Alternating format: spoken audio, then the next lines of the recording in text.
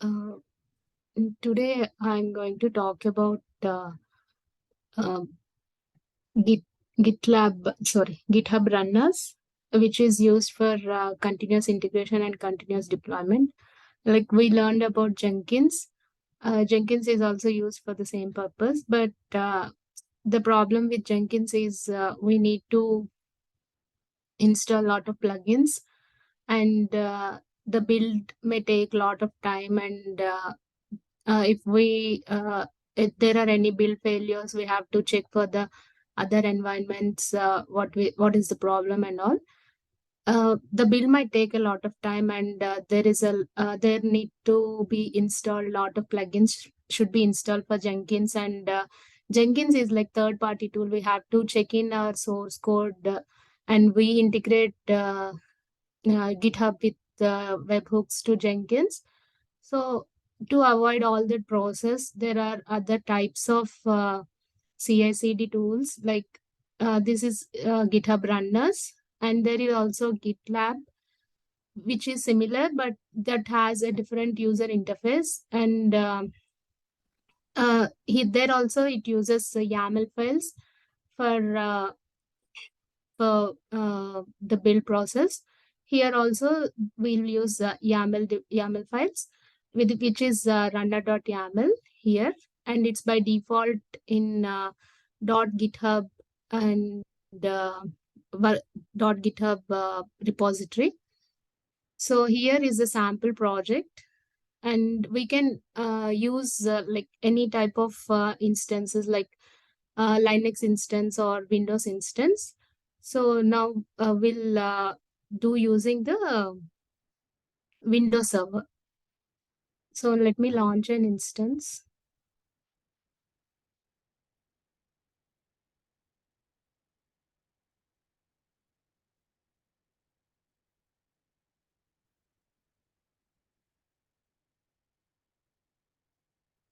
And we'll select the Windows as our operating system.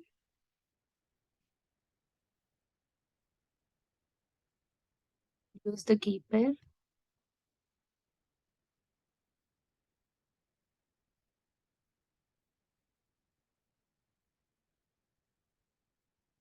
But the way of connecting to the instance, like for the Linux servers, we just use the key pair and connect to our instance.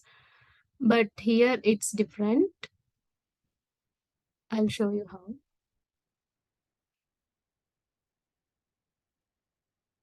There are two ways of connecting. Like this Windows needs an SSM agent, which is sessions manager. This has to be present to connect to the server.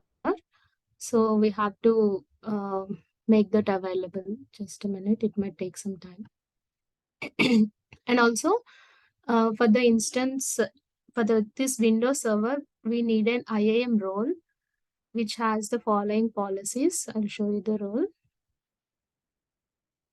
I already created a role. So this I named it as SSM Connect, and it must have two policies: Amazon EC2 full access and Amazon SSM managed instance core. These two policies must be attached to this role, and we'll attach this role to the instance.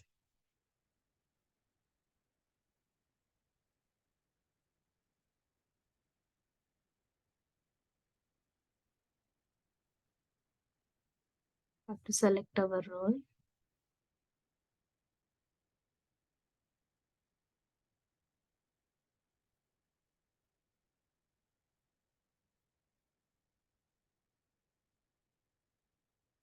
And see here we can see the platform. Sorry.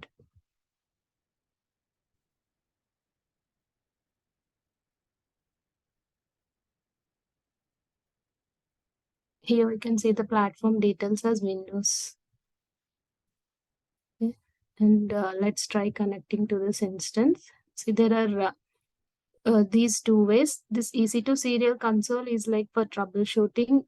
When we connect through this, and it doesn't support T2.micro instances, a larger instances should be there, and we can connect, like we can see if there are any problems with the instance, like if there are any if we are not able to connect to the instance, the troubleshooting can be done here.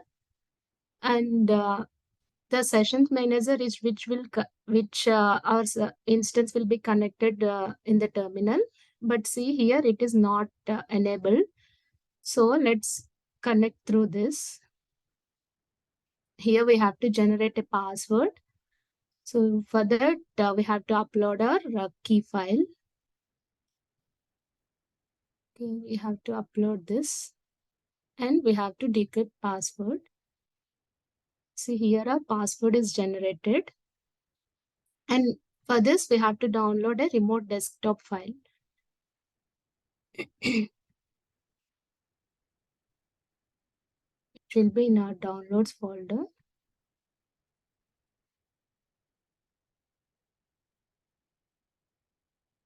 Here we have to enter our password.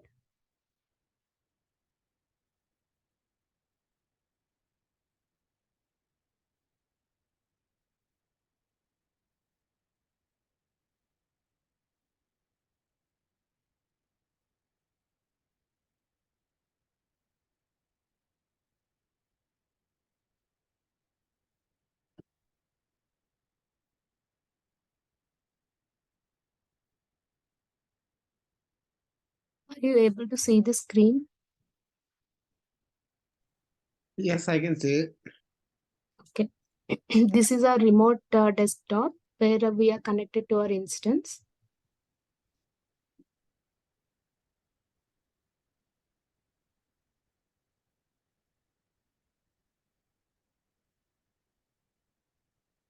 This is like the same like your Windows computer. Yeah. And here we'll get the instance details in a minute.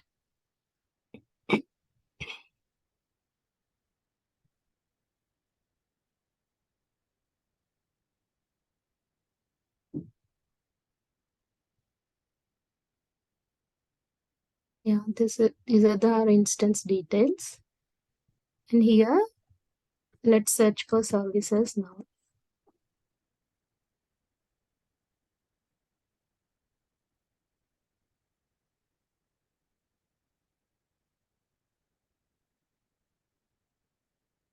Here we can see the Amazon SSM agent.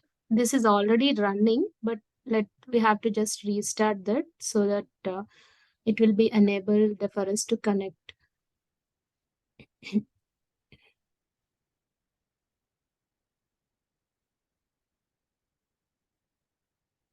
we have restarted this.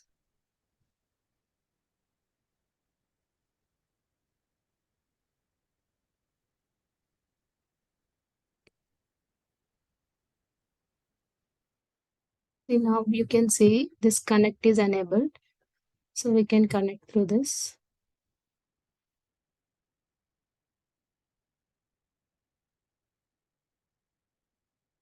So now we are connected to our Windows server through this terminal. Okay, now let's see what's the runner.yaml file looks like. Here I don't have any runners. We can go to actions and we can see suggested for this repository because I have a sample application which is a Java application here. So when we go to actions, we will be having suggestions like depending on what type of language or what is the source of our repository. Depending upon that, we'll be getting suggestions for this runners. So we can just configure them. I'll show you like Java. Now we'll talk about Java with Gradle.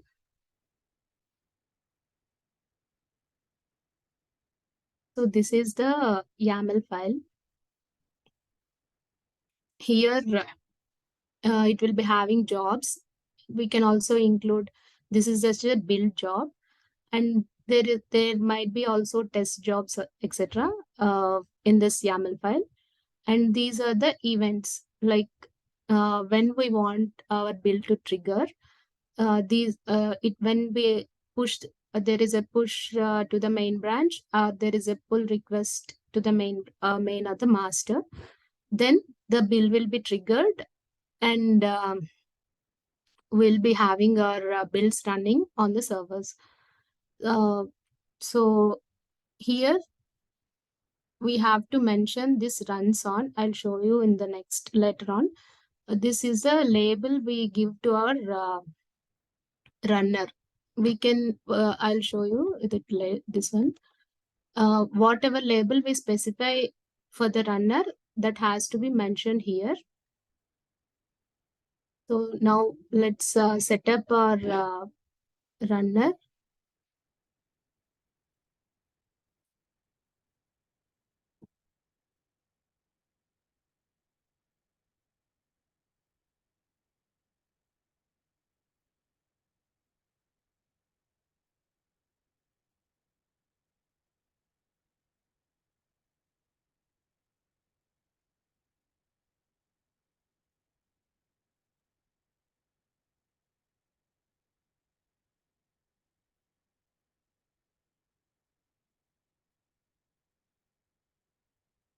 See here we'll be having actions again. In the these are the repository settings. In this we'll be having actions. Under actions we are having runners. So when we go to runners, we should select the new self-hosted runners because there are no runners configured here. And we can do it on Mac OS or Linux or Windows servers. The Linux servers, we have the same similar steps, but except the commands might be different because for the Linux and Windows, the command line interface is different, right? So the commands will be different, but everything is similar.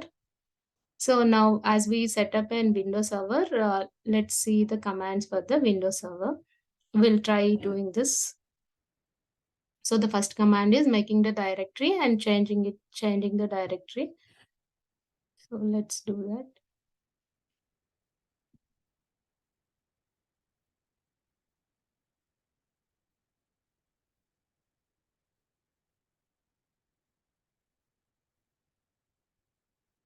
And we have to download the package, which is a zip file for this runner.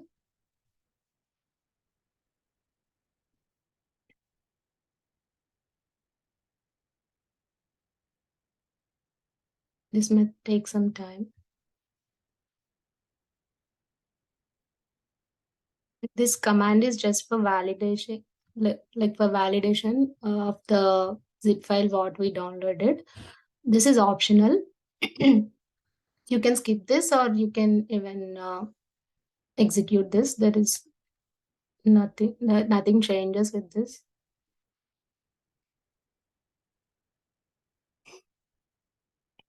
This is still downloading.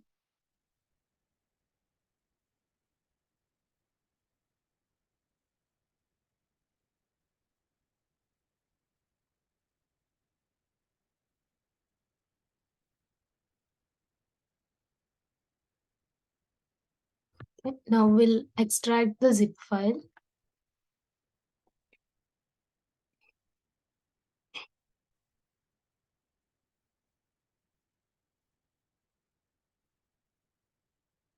So our zip file is extracted.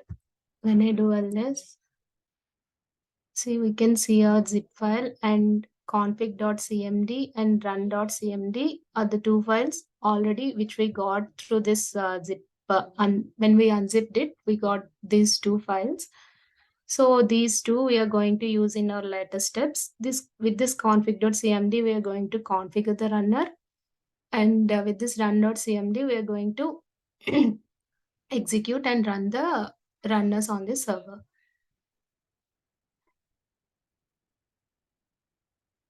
See here the same file we are using, and this is our GitHub URL, and this is the project this is the source application repository, and this is the token which is like authentication of this repository to the runner.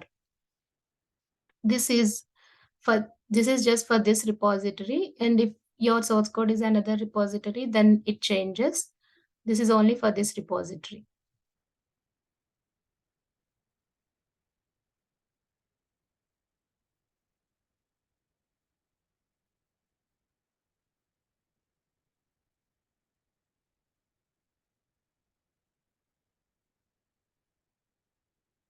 So enter the name of the runner group to add this runner. We don't need to specify any group, so we can just enter. We can name anything for a runner. If we don't want, we can just leave everything as default.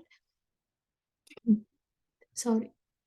And these are the labels which I mentioned earlier, which has to be present on the runner.yaml files.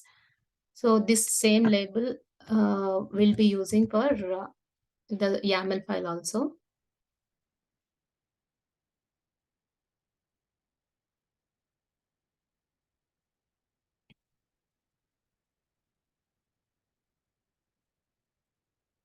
So we are leaving everything as default. And now we have to execute the run.cmd command.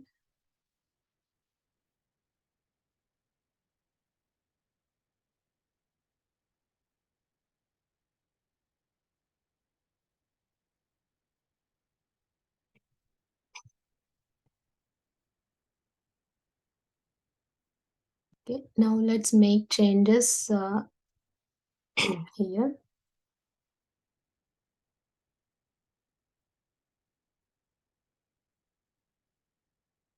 Here, as I told, this same label should be there, uh, like what I mentioned on the terminal, that same label should be present here also. So we'll have to mention it's self-hosted.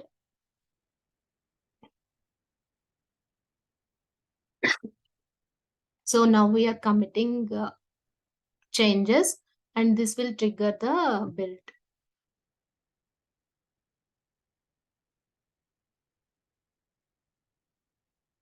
So it's by default in .github workflows and the runner, the YAML file.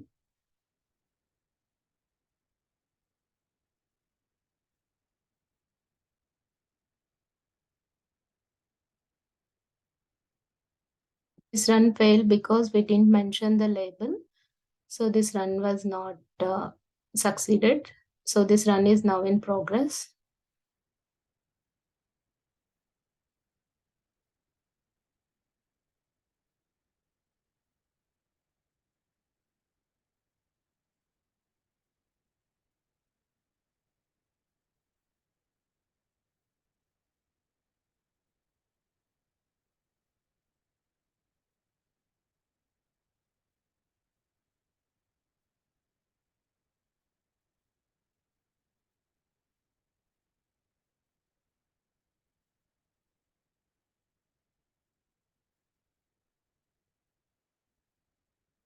It's going through all the steps we mentioned in the YAML file.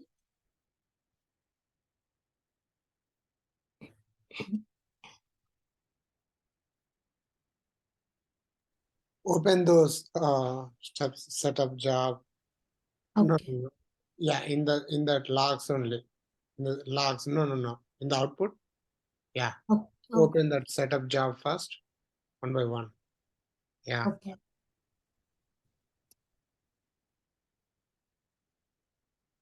You see that? So that's the code and checking out the code. At one stage, checking out the code, and at this stage, creating settings.xml. Okay. And this actions and checkout, I'll show you. This is by default, it's there. I'll show you that. Okay.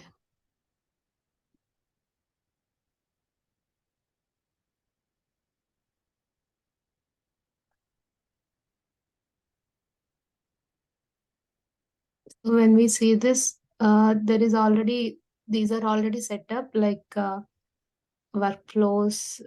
Um, just let me see. So this job is done. This build is successful. Here we can see the result here.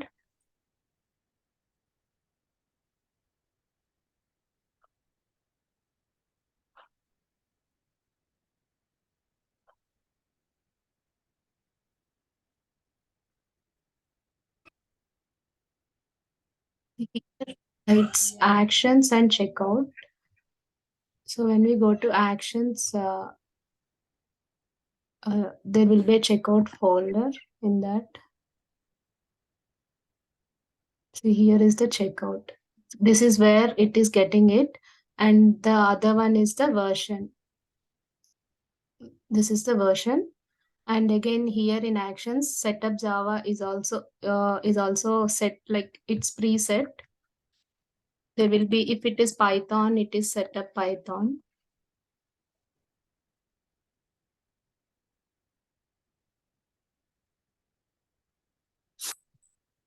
Setup Java.